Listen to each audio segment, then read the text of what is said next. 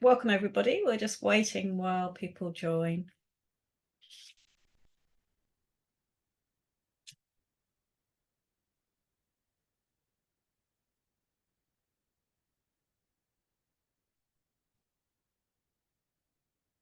People are still joining, so we'll just wait a little bit longer.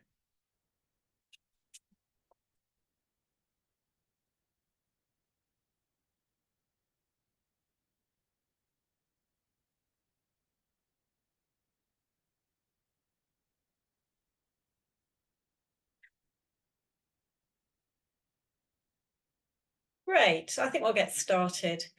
So welcome everybody to the next in our series of IDA Insight Hours. I'm Susan Bright, the CEO of IDA. And it's a great pleasure to be joined by various panelists who I'm going to introduce to you in a moment to talk about Bright Sky. So the webinar series we started this summer, relatively new, 1 hour webinars available to all of our members and their employees across the country. And today we're going to be talking about Bright Sky, the app, the website, what they are, and how employers can use them as part of their workplace domestic abuse response, both here in the UK and elsewhere. A few housekeeping points before we start. First of all, we are recording this webinar. This is so that we can make it available on our website afterwards for anyone who's not been able to join. Please feel free to live tweet during and after the webinar with the hashtag IDA Insight Hour. The chat function's open and people have started putting things into the chat. Please feel free to share your reflections, insights and so on in the chat. If you've got questions, we'd really welcome them. Can you possibly put those into the Q&A box, because that then makes it easier for us to be able to separate out the questions, and we'll come to those later on in the session. And finally, just as usual, we're talking about issues relating to domestic abuse. That's challenging. It may be triggering at certain points for people.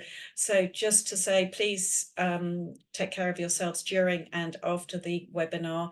If you need to step away, obviously, please do. And if you need support, please go to our website and you can find information on various ways in which you can get support, or obviously you can look at the Bright Sky app as well. So with that, I'm going to introduce our speakers, and I'm really pleased to be joined by a great panel today. So first of all, we have Lisa Felton, who's the director of the Vodafone Group Foundation.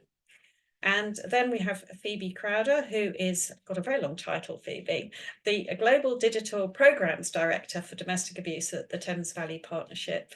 And of course, Rachel Misra, who is the Head of Digital Experience at the charity Hestia. We are going to start with Rachel, who's going to do a short presentation just to set the scene.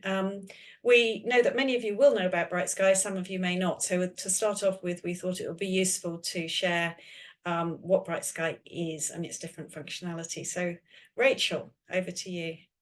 Great, thank you.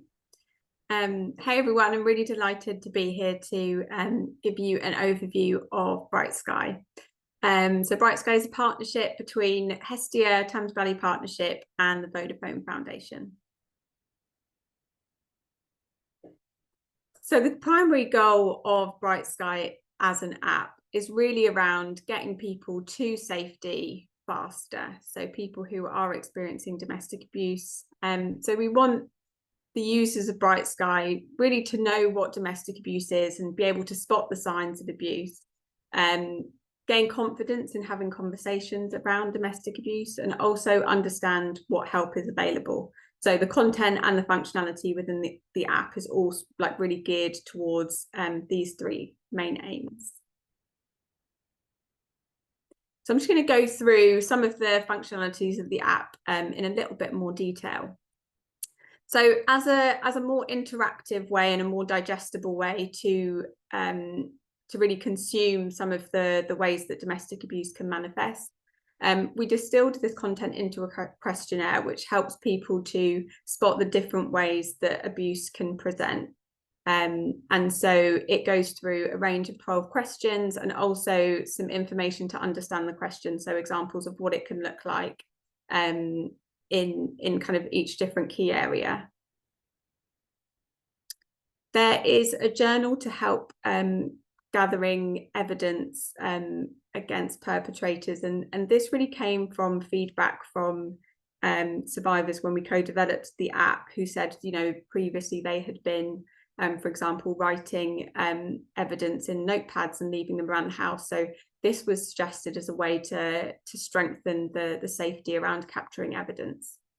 And so it can take the form of recording voice messages, taking photos or videos or journal prompts as a way to capture evidence that can be used later.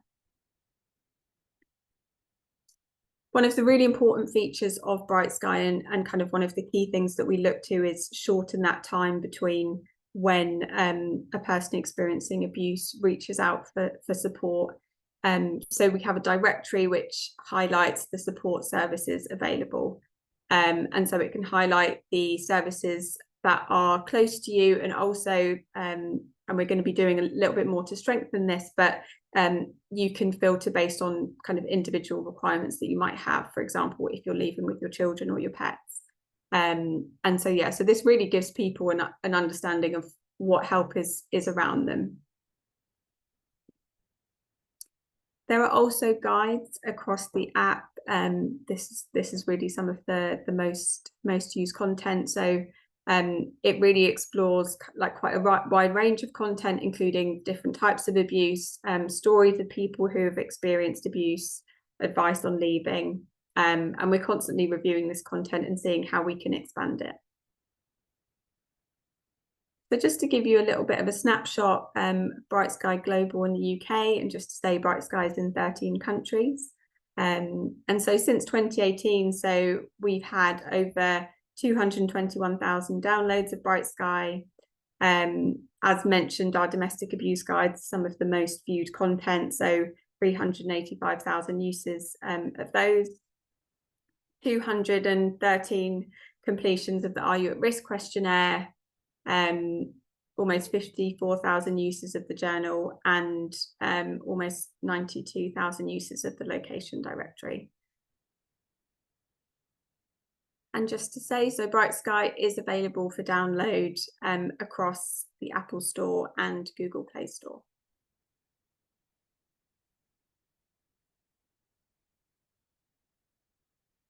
Oh, you're on mute, Susan. Unmuted, sorry. Thanks very much, Rachel. That was great, and you can obviously download the Bright Sky app for free, so yeah, it's very available for everybody. Thank you so much for setting the scene. I'm going now to turn to Lisa.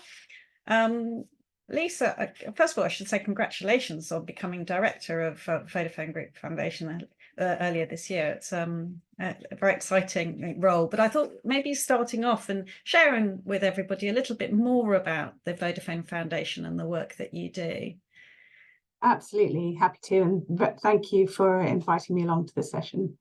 So the Vodafone Foundation is Vodafone's philanthropic arm. Vodafone Group is obviously one of the world's largest telecoms companies, and the foundation is actually over 30 years old. It is actually a collection of 27 foundations. So we have foundations in every country where we operate, or nearly every country where we operate. And its purpose is really connecting for good. So we use our technology to really make a difference to address some of the world's most pressing problems.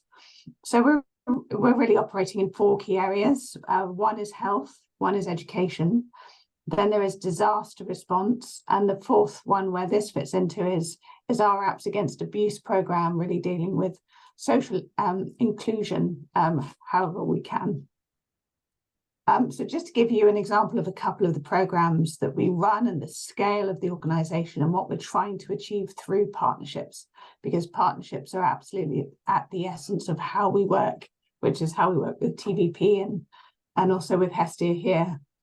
So one example of where we're working is a program to educate refugee children called Instant Network Schools.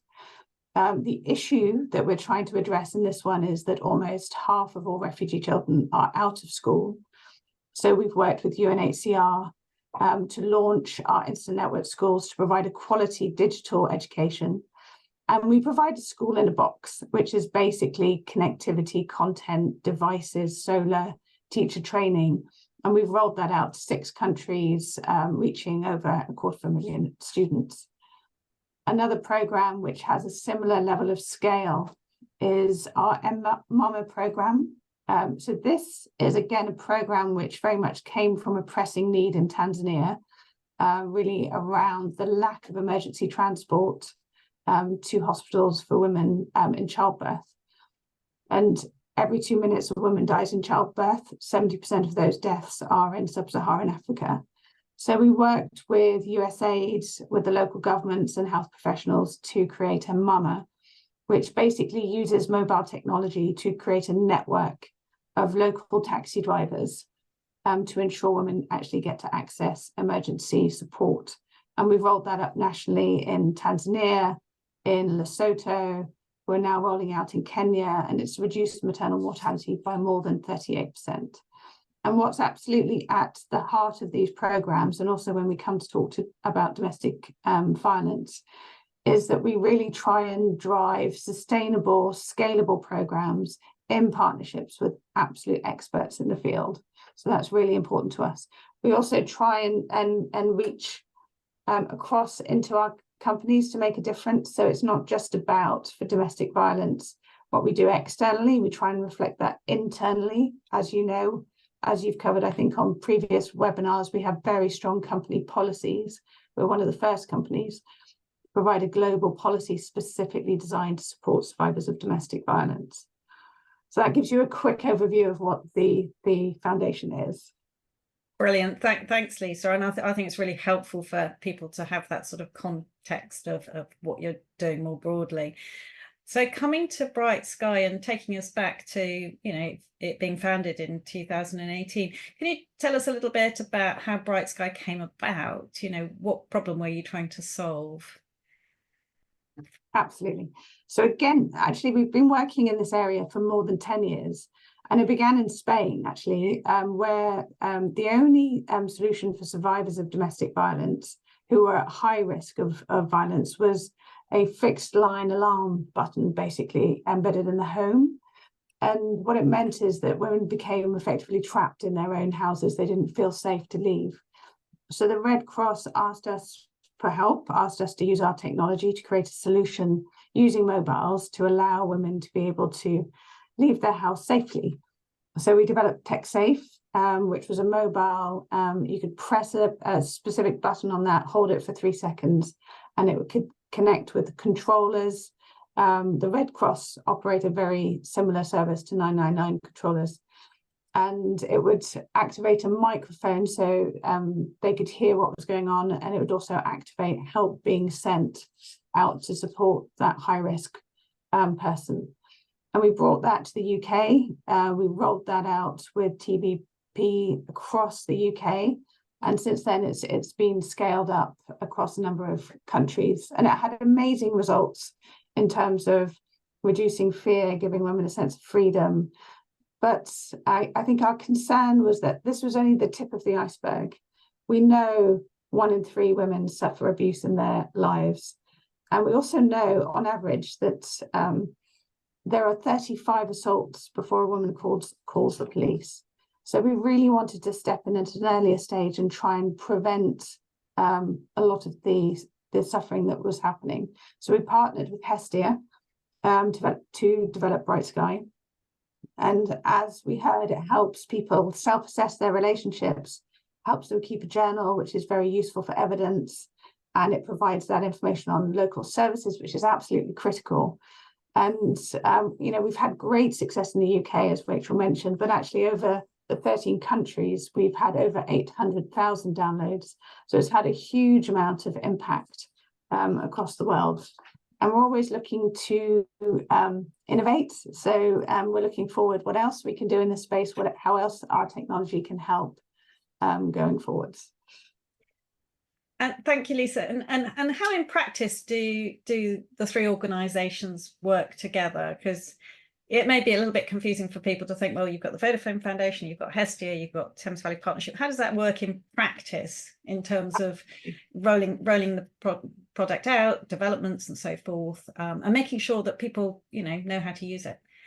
Absolutely. So Vodafone is the core funder of Bright Sky globally, and we manage the legal structures. We run multi-market campaigns. Hestia's focused on Bright Sky in the UK. They keep the content up to date. They keep the service directory up to date. They provide best practice and guidance for other markets, and will really help us in really leading the way in terms of how we do this across all of the markets. Thames Valley Partnership, you'll hear from shortly, but they do all of our day-to-day management, all the strategic and market management and risks, thinking through the risks with their huge amount of expertise. So we work very, very closely together as a team. Yeah, and as you say, it's all about leveraging those partnerships, really, isn't it? So, just last question, Lisa. The 16 days of activism are coming up very shortly. What plans do you have to do a real push for Bright Sky during that period? As with last year, we have a major global campaign, which will be starting on Saturday. Very much focused on helping people recognize the signs of abuse and either help themselves or be able to stand up for others and help others and push them towards where they can find support. So that will be going live on Saturday. It'll be really interesting to see, how the numbers increase in terms of downloads over that period of time. Absolutely. Thank you, Lisa. Rachel, I'll turn to you next, and thinking about this from a UK perspective, and particularly, most of the people on the call will be employers in the UK, although of course they may be employers working for global businesses as well. But just to set the scene, can you tell everybody a little bit more broadly about Hestia and the wider range of work that Hestia does? Sure. So Hestia, we are an organisation that support people at points of crisis. And so we do this in a number of different ways. So we have a range of refuge services and housing services. We provide support in the community for people, for example, experiencing domestic abuse that are kind of in high risk situations. We run a number of crisis cafes to support people who are experiencing mental health crises. So we have quite a holistic range of services, and we're specifically focused within London. But from a domestic abuse and employers perspective, kind of more targeted, we have a wider initiative called Everyone's Business, and that provides support for employers on really like strengthening the DA response within the workplace. And this includes supporting the creation of domestic abuse focused policies, and also dedicated IDVA and ISVA services. Do you want to explain what an IDVA and an ISVA? Oh, yes, Rachel. Sure. So an independent domestic abuse or sexual violence advisor, and for me, having worked really closely with them to develop the content of Bright Sky, the way that I understand them is that they're your advocate, your independent advisor that kind of is your kind of expert in how to liaise with all of the different kind of services that you may be interacting with, and really a kind of your right hand person. So yeah, I think the working with the IDVAs at Hestia, I just think if I was ever in that situation, they're exactly the person I'd want by my side. Absolutely. So thank you. So tell us, I mean, you did a great overview at the beginning, but tell us a little bit more about Bright Sky in the UK. You talked a little bit about different uses of different functions, but let's focus on the interaction with employers. How does that work here in the UK? So if an employer is listening to this and they're keen to introduce Bright Sky to their people, what should they do? Yeah. So I guess I'd start off by saying that and I will get more into how Bright Sky can specifically be used by employers, but we see Bright Sky very much as part of the employer's response to domestic abuse. It's definitely not not the full solution, but it's part of a solution. So, as I mentioned, having those policies that protect employees if they're experiencing domestic abuse, making sure that there's good awareness across the organisation. Also, like I mentioned, having those dedicated IDVA and ISVA services for people that may be experiencing abuse. And so the app fits into that response. And for me, one of the ways that I've really begun to understand the workplace use of Bright Sky is really through some of the interaction that happens in the Bright Sky inbox. I feel like that's where some of the most engaging conversations that we have when we begin to see, well, here's who's using Bright Sky. So an increasing number of workplaces have started to reach out, and I've actually seen in the Q&A someone's mentioned this as well, are beginning to use Bright Sky as a kind of default app that's installed across employees' phones. And this really resonates with kind of where we're taking Bright Sky UK more broadly, in terms of looking at how the app can be used, because it's already being used by people to create this kind of concept of domestic abuse safe communities, whether that's in the workplace, whether that's kind of around your neighbourhood, just kind of people who are informed and aware of what domestic abuse can look like, how you can start that conversation and where support's available. And so in terms of how we support workplaces, what this is evolving to look like is a lot more support on how it can be used as an employer tool to make sure that your workplace and the people that work within it are more comfortable having these conversations, can spot the signs. Because also from loads of conversations I've had with workplaces and employees, they have seen signs very quickly with colleagues, but they've never known, how do I start that conversation? What happens if I make it worse? Is it really my place to get involved? And so we're going to be doing a lot of work on Bright Sky to strengthen the support that we provide workplaces in answering those kind of questions. So at the moment, Rachel, anyone can go to the App Store and download Bright Sky and just use it, in their work, to help raise their own awareness, use it as a tool for themselves, use it as a tool to be an ally for others, to find to locate services that might be needed locally and so forth. So you can do that personally. You were talking about it being, increasingly a default app. Can you explain what you mean by that? Is that where an employer will just make sure it's installed on everybody's workplace phone? Yeah, we're increasingly seeing this, and especially in the kind of workplace context of, we've had quite a few NHS trusts reach out and say that especially for staff who are dealing with service users, but their expertise isn't in domestic abuse. They're using it as a tool when they come in, when they face a disclosure or they come into contact with someone that they think may be experiencing abuse, just using it as a tool. So it's becoming part of a toolbox. So those are kind of the two contexts that we're seeing it becoming an app by default, is either employers are putting it across employees' phones so that they strengthen their response with colleagues, but also employers are putting it across workplace phones as a tool for using it with service users. Okay, that's really interesting. And are there any, an employer might be worried about doing that, might be worried that they put an employee into a dangerous situation if they are discovered to have this on their phone? What's your response to that sort of concern? So we're really pushing the app into a slightly different positioning of where it's been in the past. So, and I think this is reflective of what's happening more broadly across society in terms of domestic abuse being something that there's shame and stigma attached. It's not something that we had a more public conversation about. And part of the work Hestia has been doing with the UK Says No More campaign in the UK is really to say, everyone has a responsibility in talking about domestic abuse, in supporting the response to domestic abuse. And so a lot of the changes that we'll be making in the app soon are reflective of that repositioning of Bright Sky as an app for everyone. It's not something that we're saying would just be for a person experiencing abuse. It has content for friends and family. It has content for workplaces. And we very much want to get to a point where we say, if you don't have it on your phone, why not? Because with you know, over a quarter of women experiencing domestic abuse, chances are, you know, people who are experiencing abuse, you're surrounded by them. So that's really where we're evolving the positioning, which I think is quite reflective of what's happening across society.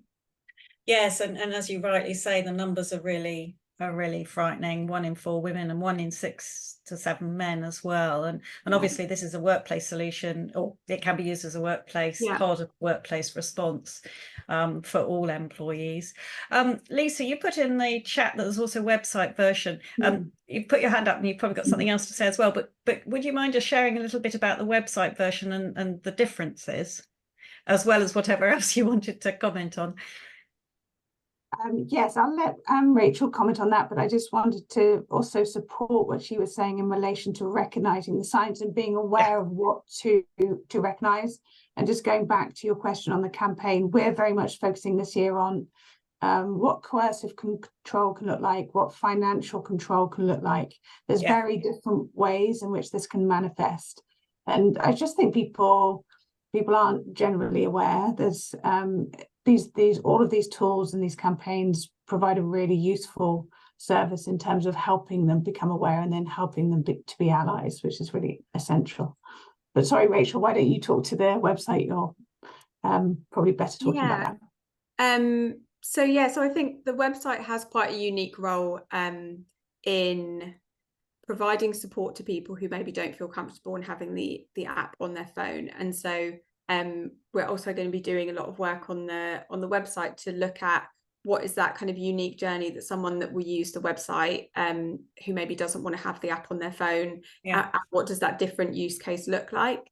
I don't know if here's also a good point for me to mention online safe spaces and the role that plays, because just to explain, so Hestia have a broader initiative called Safe Spaces, which has continued to grow and was first initiated during COVID, and it really aimed to create safe spaces on a high street. So we're in over 7,000 pharmacies, shops and banks nationally, but we wanted to bring that concept on, like the concept online. And so across a range of different partner websites, including British Gas, TSB, Royal Mail Group, we have an untraceable pop-up which pulls content from Bright Sky, completely untraceable, easy, quick escape. So it has the quiz and the directory, and really kind of uses the extensive reach of some of these big partners to pull content from Bright Sky, but deliver it in a unique way. So that's the kind of different role that the website and also our online safe spaces widget can have in getting the content that is in the Bright Sky app, but out to people in a different way, so that we're kind of tailoring our approach to people who may feel different levels of safety. And you've talked a little bit about, you know, the feedback that you get and the fact that, you know, you're constantly sort of looking at you know, changing, improving, responding to that feedback. Can you share any developments that you've got coming up? Yeah, sure. So so it's going to be a really big year for Bright Sky. We have been carrying out a year of really looking at what we've been doing, carrying out research. So so it's going to be, like I said, a really big year. So our kind of urgent priority is ensuring that the app is technically reliable, safe, user-friendly. Anyone that's managed digital products knows that you have to do a lot to kind of stay on top with kind of latest advancements and things like that. So we are strengthening the technical support that we currently provide to the UK app. We will be launching new designs. So we've got a range of designs based on gov.uk best practice, but also have been viewed by people that have more expertise in trauma-informed design. So it provides a much better user experience. We're reviewing some of the safety features, and we are also revising the content. So I've mentioned a little bit about how we're expanding the audiences for Bright Sky. So we will have dedicated content and a dedicated content pathway for workplaces, friends and family, and for people that are using the app for themselves. So there will be a kind of different content journey for those three audiences. And so alongside that, there will be the kind of repositioning of Bright Sky as an app for everyone, with the aim of targeting kind of multiple different people within a victim survivor sphere to create domestic abuse safe communities. And we will have a real strong focus on workplaces, because we carried out research this year that looked at the workplace potential for Bright Sky, and we just saw so much opportunity there, so many gaps. We were able to see the unique role that workplaces can play in supporting victim survivors. And we're also going to be looking at how we can drive the use of more innovative technology to expand the services that the app can provide. Thank you very much, Rachel. I'm now going to turn to Phoebe, and we should go global for a minute, Phoebe. So, but before we do that, do you want to share a little bit about the Thames Valley Partnership and the broader work that you do? Of course, thank you for having me. So Thames Valley Partnership is a charity of 30 years. We work across the criminal justice system, providing support and advocacy to those impacted by crime, so very wide-reaching. We work in frontline services that are across the Thames Valley, so specialist domestic abuse and sexual violence services, those for victims, restorative justice, and then also kind of that more preventative work in schools. And then we have our Rise for Change programme, which is a remote-first domestic abuse training that works really to educate and upskill attendees in a way that is trauma-informed and intersectional to really make sure we're meeting the needs of all survivors. And then, of course, we globally manage Bright Sky on behalf of our funders, Vodafone. So tell us, where's Bright Sky available outside the UK? So for our businesses here who are global, or who or who have people who are working in other countries, and what languages is it available in, which may be relevant here too, of course. Of course. So we are live across 9 different countries in Europe. I won't go into all of them, but start listing off everything. We're then also in South Africa, New Zealand, and we recently launched in the US, which is really exciting, in March. And across all of those apps, we have 24 different languages. So really are focused and dedicated on making sure that the app and website are as accessible as possible, but sort of most importantly, when we're looking at what languages we're going to be translating our Bright Skies into, we are working to really make sure it's not just a direct translation, but one that includes cultural context. So, for example, we just took our New Zealand app and translated that into their Indigenous languages, and made sure that in that we were working with charities from within that sector and who work with that community to make sure that actually the context was there behind the things that we're saying as well. And what plans do you have for Bright Sky sort of internationally, if I can put it that way? Is it about more markets, or is it about expanding the content? And how does that fit with what's happening here in the UK as well? Great question. So I think it's sort of that careful mix of breadth, depth and scale, isn't it? So we've scaled really widely to those 12 other sort of global markets, and we've spent the last year really focusing on that kind of depth of our work, looking back on the content of all of the markets as we had spent the last 3 years rolling out. There is so much that we've learned from the UK, but also globally in terms of our feedback, best practice. So we've really taken the time just to take a step back and make sure that everyone is as strong as they can be on the front end of what we're offering, but also on the back end of how we're sort of managing and upholding the systems. That means we are going to be in a position sort of to look to roll out again as of next year if we have any markets that we're sort of scoping, which we're doing at the moment, and that's sort of within Vodafone markets and beyond. We're also looking at a review of the website, so as Rachel said, sort of really looking at how we can improve that, update it, and hopefully sort of look to redevelop next year. But sort of most importantly, we look and we learn with the UK. So we work very closely. Like you said, the relationship seems a little bit complicated from the outside, but what we really try and do is work very closely with the UK to look at that best practice. They have been live a lot longer than any of our global markets, and as much as they teach us, we then will bring learnings back in from the global markets as well. But as we step into this sort of next phase with the UK products, it's going to be looking at that and saying, okay, how is this settling in? How are people taking it? Sort of how is this working? But can this work for our cultural contexts? Because each country is so different, we can't just copy and paste. Sort of the process of Bright Sky in and of itself is taking that and really localizing to their context to make sure that as a survivor or a bystander picks it up, they read what's on that app and go, okay, this was really meant for me. It's not just been translated into my language. So we'll be looking and learning and listening and then seeing how we can replicate or tweak and roll out across the other markets. And do you sometimes really have to change the content quite substantially to deal with cultural differences then? Could you share a little bit more about that?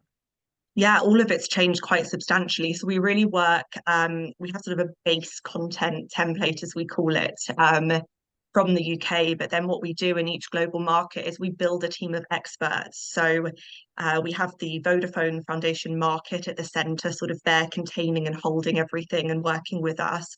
But then they themselves are not domestic abuse experts. So they go and they get their contacts and we find local NGOs, sometimes police, depending on how they want to be involved. Local government often is involved with their sort of gender ministries or domestic abuse ministers, and we all come together and we take a sometimes painstakingly long time to get it perfect, but importantly to make sure that that risk assessment that Rachel talked about really fits sort of their local context, that the guides are speaking to legislation, because sadly a lot of the sort of the things that are in forms of abuse in Bright Sky UK we can speak of aren't actually sort of under the legal jurisdiction of other markets. So we have to speak to it, but also very carefully in a way that says, actually, there isn't a law here to protect around this, which is really difficult, but making sure that they know that aside, there is always support there for you. Yeah.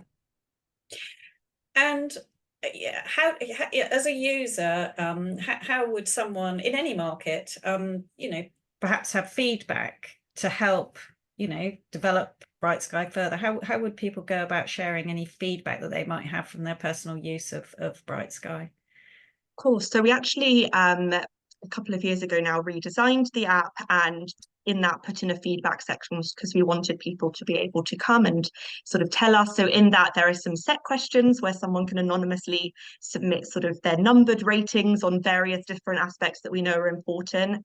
In that, each individual app also has an email address that if it's safe to, the user can click on that and it links out to their email, and they're able to send the local market, or in the UK it will go through to Hestia, their feedback as to things that they love, that they want to see, that they think need improvement, and all of that gets gathered and we keep all of it and it gets fed into all of the work that we do. That's brilliant to know. Thank you. Final question, and then I'm going to turn to our Q&A box. If I'm sitting here listening and I'm an international business, so I've got operations in different countries, and I'm thinking, do you know what, I'd really like to, make sure that Bright Sky is on the phones of my people, whether they're in the UK or across Europe or wherever around the world, United States.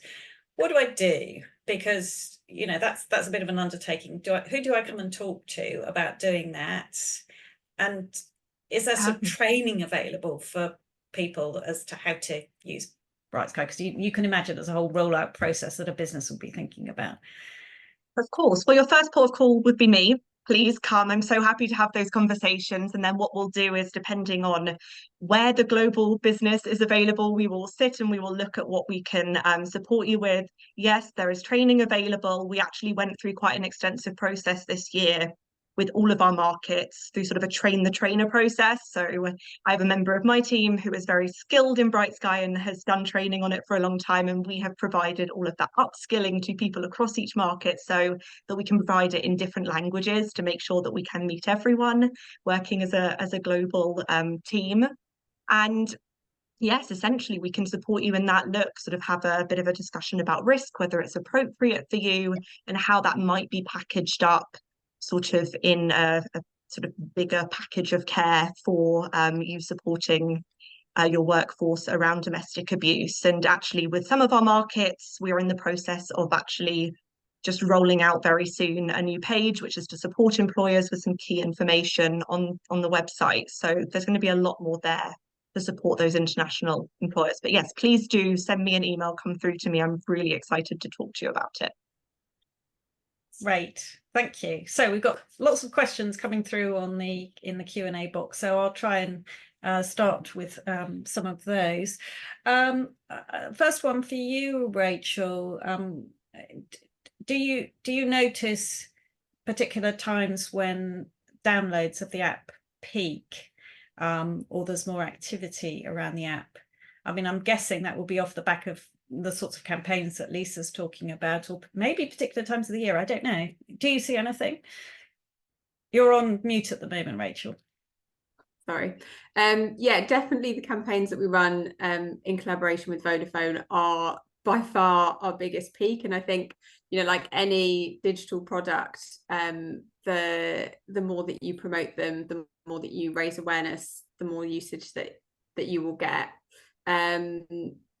Apart from that, for me, it's, you know, there are kind of certain times of the year that might be slightly more, that we might see slightly more activity. For example, kind of the time around Christmas. Yeah. COVID was a peak for us, but apart from that, it's generally linked to when we do kind of a strong, hard promotional push. Brilliant. Next one is, will the number of locations, I'm assuming that's countries, be expanded? That's one for you, Phoebe, I think. Well, I think the answer, Lisa, would be we really hope so. Yes, Yeah, I think we're hoping to get to as absolutely. many places as possible. I don't know if Yes. that's preemptively saying, but that would always be my answer. Absolutely. Is there anywhere that, I mean, you've talked about just launching in the US, which is, I mean, that's a massive deal, massive market, massive deal, massive you know, cultural differences and so forth. Is there anything in the pipeline now that you can talk about, or is, you know, not yet decided where's next? We're scoping some places, but I'm not actually sure No. whether we can speak about it just yet. So very hopefully soon we'll be able to share if we Brilliant. are going to be going to another country next year. Thank you. There's a couple of questions around security and keeping things hidden. So I'll package those together. And maybe Rachel, I'll ask you, it's you or Phoebe, I think. So the one of the questions is there a way to hide or lock the information on the app? And the second question is, does the app allow you to hide, you know, you talked about the journal feature. Is there a way to hide the journals? So Rachel, do you want to take those two? Yeah, so the journals don't actually sit on the app themselves. They are emailed through to a safe email address that the user allocates. So yeah, so we don't have any of the journal data stored on the app. So yeah, that's kind of how we support users in that way.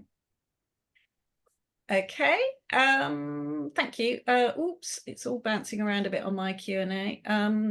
There's a question from a service provider saying, who do we need to contact in order to ensure our service is placed into the services directory? So that's the, Rachel, again, I'll give that one to you, because that's about keeping the local services up to date, and they change so much. I mean, that must be a massive challenge for you here in the UK. It's a constant moving feast, I think.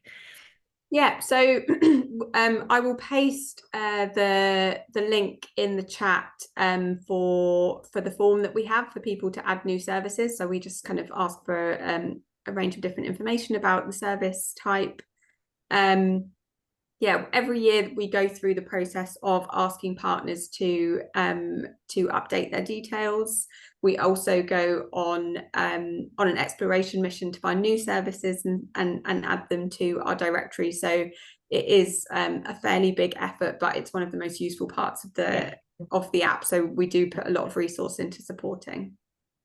No, it is incredibly useful. I mean, that's one of the questions that Ida, we get a lot is, you know, how do I find out about, you know, you can find national helplines and things, but how do I find the practical local support services that are available for people? So that's a very useful part of it. There's Oh, very interesting question about impact. Is Bright Sky being evaluated to assess the short and longer term impacts of the app and app usage? Well, Vodafone actually undertook some research last year, which was across the UK, South Africa, and Italy markets, which came out with some really sort of exciting results around impact and showed us also where we have improvements to make, which is fantastic. You know, Bright Sky being confidential in the way it is more difficult to assess sort of impact with individual users, and it's sort of that striking that balance of making sure we're really sort of keeping people safe, and then also working out how we can do better from a global perspective. We are going to undertake some research next year, which will be based in our Italian market. We actually, alongside some independent researchers, won some funding from the government there, so they will be looking directly at the impact in sort of those aged 18 to 25, I think it is. And if that is successful, we'll hope to roll it out further. But yeah, from a global side, that's what's coming in the works. And just to add to that, I think we've done, you know, a series of pieces of research on different issues over the years. Initially, research around, you know, what the issue was, what needed to change in the law, but more and more as we go along, sort of looking at the impact, looking at research that can really help influence how we build the tools. And a lot of that was, in the last few years, really as a result of COVID, increasing the numbers as has been referred to. So we've really seen that increase in domestic violence, which then requires a change of thinking about how you then respond to that, whether it's providing safe spaces in the workplace, online, in shops, whether that's providing more solutions in the workplace, whether that's changing how we operate Bright Sky. All of those are really, really important. Thanks, Lisa. Sorry, I'm trying to scan all of the all of the questions. There are 2 or 3 questions about men, and is this an app just for women? Answer: no, it's for everybody. But we may have collectively been speaking more about women, so I think it's really important to make the point that whilst domestic abuse, the numbers are in the UK that more women are victim survivors of domestic abuse than men, the numbers are, and I think I said this earlier, 1 in 4 women are likely to experience domestic abuse during their lifetime, and it's 1 in 6 to 7 men. So it is an issue that also impacts men, and the Bright Sky app is available for everybody, whether you're looking at accessing it for information for yourself or to be an ally and supporter of others. So I think that's just important to make really clear. There are 1 or 2 people who are wanting us to make connections so that they can, you know, they've got other things that they're doing that they want to connect with the fantastic work that's happening here. Phoebe, I don't know if you can answer this question, but let's give it a shot. Okay. And if not, we can take it offline. There's a question about in which countries are there or are there not laws against violence and abuse, let's say domestic violence and abuse. I think the UN has a good up-to-date list of that, actually. But yeah, and no, you're correct, and very big question.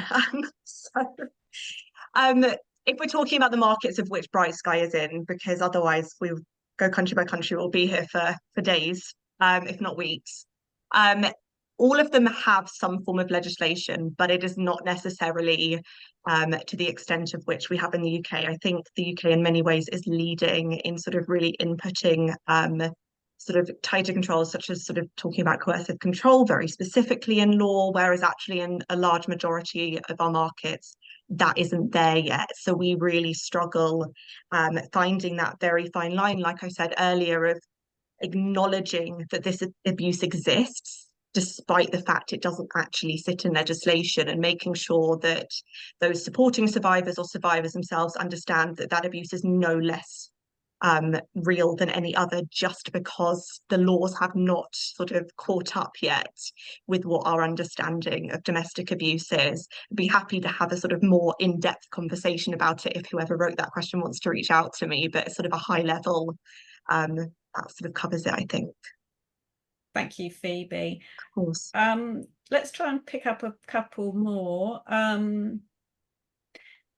Is domestic abuse more prevalent in certain demographics? I don't know if who would like to answer that one. I mean, I can speak to the UK, and I saw that the question also responded to also asked about languages. Yes. So we have Welsh, Polish, Punjabi, and Urdu on the app, and that was directly informed by the types of people that may need more specific may need more specific support, and also just from the demographics, more specifically for the content that's pulled through online safe spaces. We've seen an interesting amount of use from Romania, and so yeah, so I think we've sort of looked at we've looked at the audiences that need the most support from a language perspective, but it's something that we need to constantly review and explore. And part of our upcoming plans with the app is to add more specific language, and in fact this was advice given to me from an IDVA, was adding more specific content that spoke to certain cultural groups, because of the way that domestic abuse can manifest and how it can look quite different. And so that's something that we will be adding. So I think it's not just the language, it's also spotting the signs, like making that culturally appropriate, and also kind of clarifying like what is normal and what isn't normal. And we have a little bit of that in survivor stories, but we're going to do more to expand it. If I could add to that too, Susan. Yeah, so please. Exactly everything Rachel has said, and then I think, you know, we have the issue with domestic abuse, as Rachel, I think, said previously, that sort of it's something that lives in the shadows, and then that becomes sort of even more difficult to pick out when you're talking about people that sort of sit in their identity at different intersections. So we know that domestic violence is a gendered violence, but again, that doesn't mean that other genders do not experience it, but we do know that women on a whole do experience it in more prevalence. But then if we were to look at our numbers from the UK, if we were to break it down sort of based on sexuality, we know bisexual women actually experience violence more than any other demographic. We know that people of different genders, not just who are men or women who identify differently, also experience violence. Those in the trans community experience it more than any other demographic. So it really does not discriminate, I think my point is. So we really have to make sure that we are having these conversations and not just assuming that something isn't domestic violence because it doesn't look the way that maybe we've seen it slightly presented on TV between sort of a man and a woman, and a man perpetrating it. Just because a relationship is between two women doesn't mean some violence isn't being experienced, or two men, or yeah, I think we just need to be really astutely aware of the fact that violence permeates every sector of society. Yeah, thank you, Phoebe. There's a question about funding. It says, if the product is free, what is the long-term plan for funding?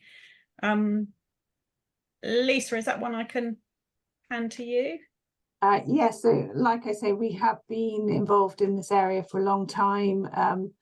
We have provided funding for this area for a long time, and providing a sustainable model for this particular area that sustains itself is quite difficult.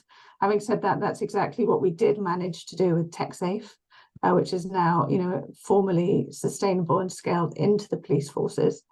If we can do the same with this, either through employees or in other ways, that would be great. We're always looking at how we make it sustainable and how we can support it in that way.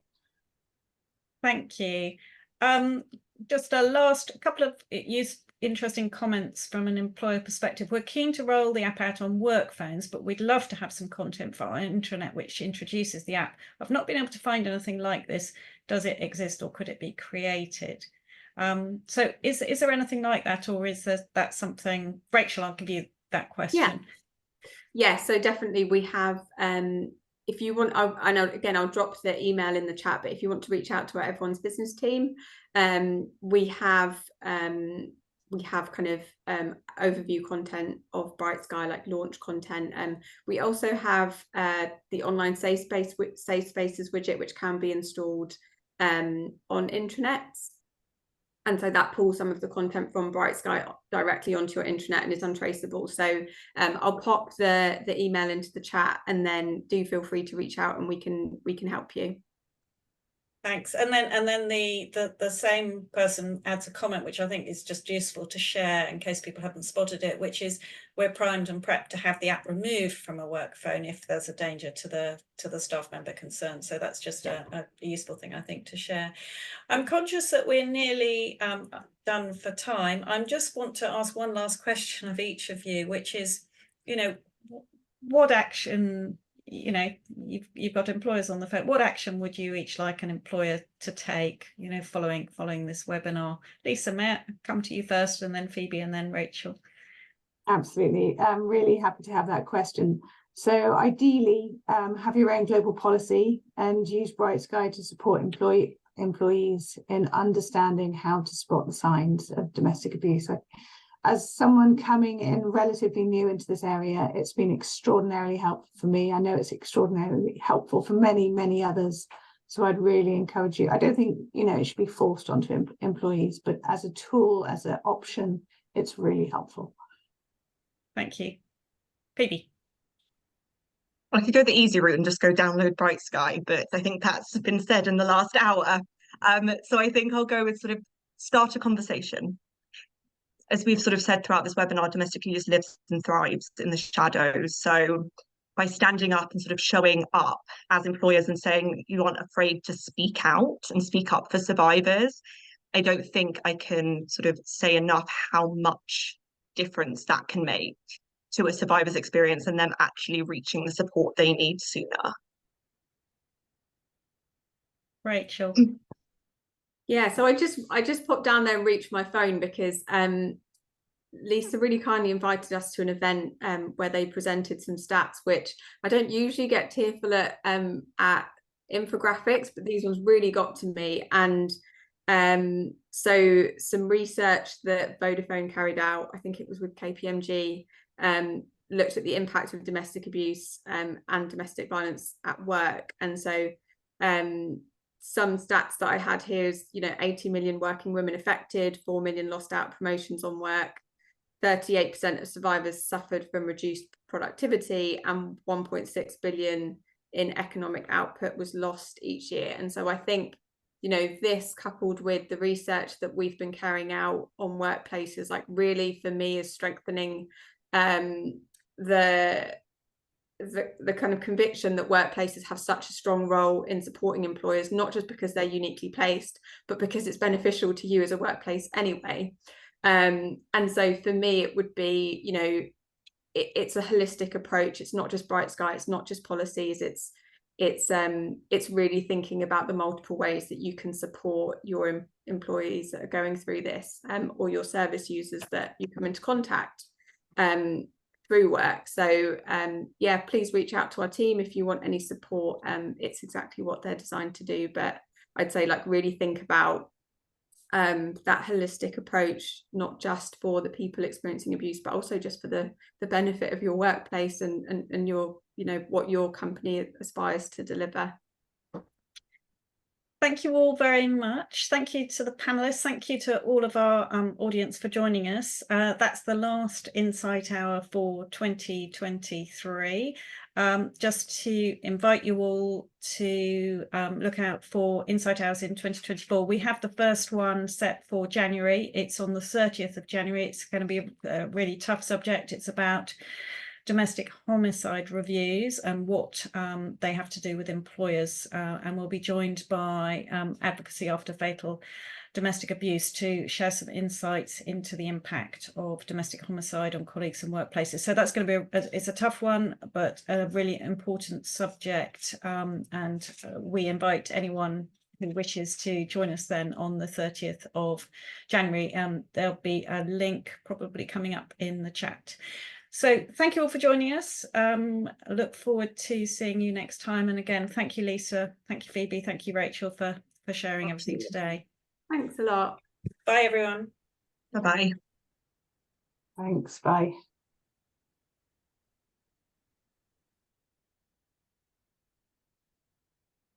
Everyone, we'll wait while everyone's leaving. Thank you, everybody, very much. We'll see you soon. Thank you.